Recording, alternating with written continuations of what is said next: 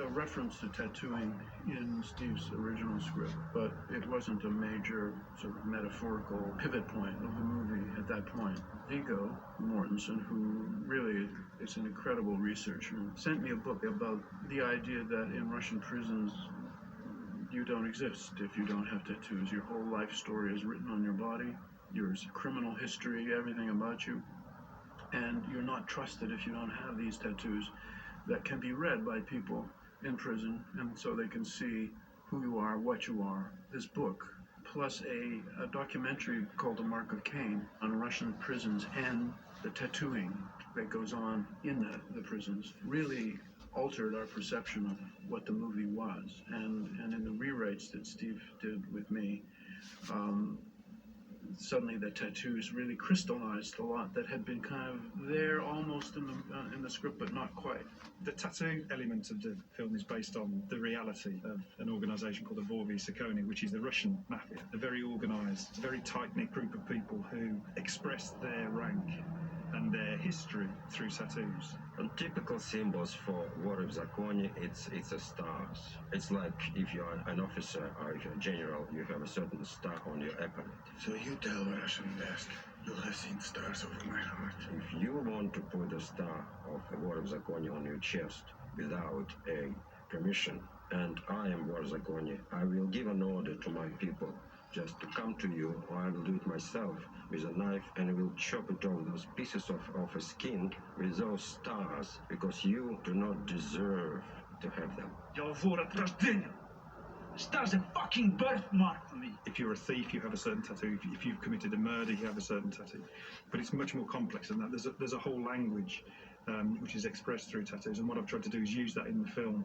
Тебе по твоим напорюгам видно, что ты сидел в Сибири.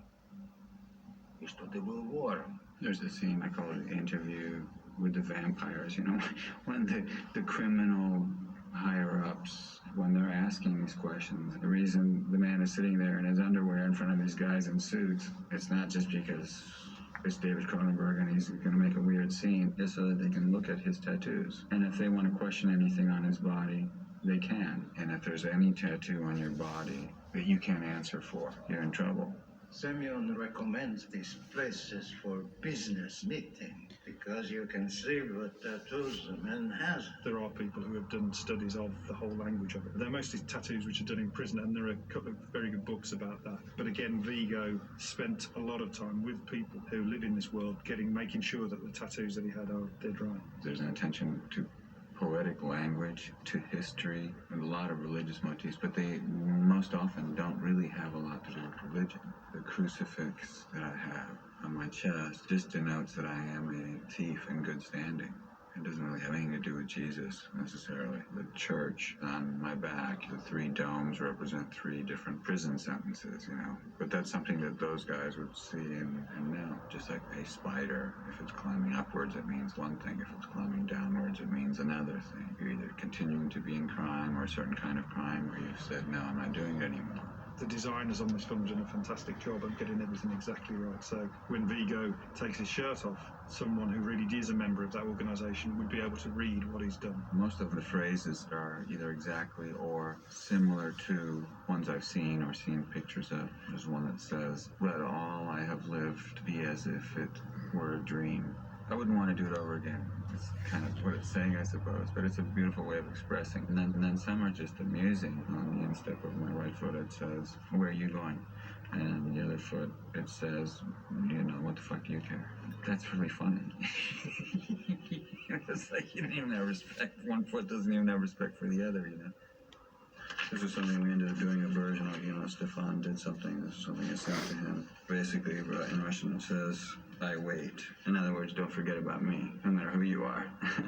It's not cluttered, but it's full. It's like a full life. We're saying it's your passport, it's your life, it's your tattoos, and we're carrying through. And it's not Rod Steiger. It is not Rod Steiger. Right. This could be a little big. You can get creative, but at the same time, there is a very strict symbology involved. That is, the meanings of these tattoos is very clear. You can't be deceptive with them. You have to tell the truth about who you are. These tattoos are transfers, basically, and they're applied with hot water. You just peel off the plastic, put it on the skin, and take a sponge with warm water, and you just put pressure on it, and then you lift the paper, and the transfer will stay there because it's kind of glue based, and they're touched up with tattoo inks, illustrator color, and H tattoo pens. What I do is I spray a little bit of flesh color makeup over them to make them look aged a little bit more and not so fresh. Some of them look older than others. So that's basically the procedure. It takes a while to apply all these, so there's been times where I've just left them. You know, I've taken a bath and whatever, and then they're still there on. In a pub, there was one time where I was sitting there, and I overheard there was a couple speaking Russian. And I sort of, my ears perked up, and I was just trying to see if I could pick out anything they were saying, just, you know, for my own edification. I was listening for a while, and there was the odd word, and I understood a couple of things that they were talking about, a little bit. And all of a sudden they stopped, like in a mid-sentence. And I looked around, and they were like looking at my hands, but like looking really spooked, you know. And I instantly felt really bad. Like, oh, they must think I'm eavesdropping, which I was, I guess. And what kind of person was I? And I had just come from work, so my hair was like this, like it is now, and it probably looked scary to them. On the one hand, I thought, well, good, we're on the right track. On the other, I felt really bad, you know. So I've sort of, you know, like when we finish this now, that will definitely wash them off.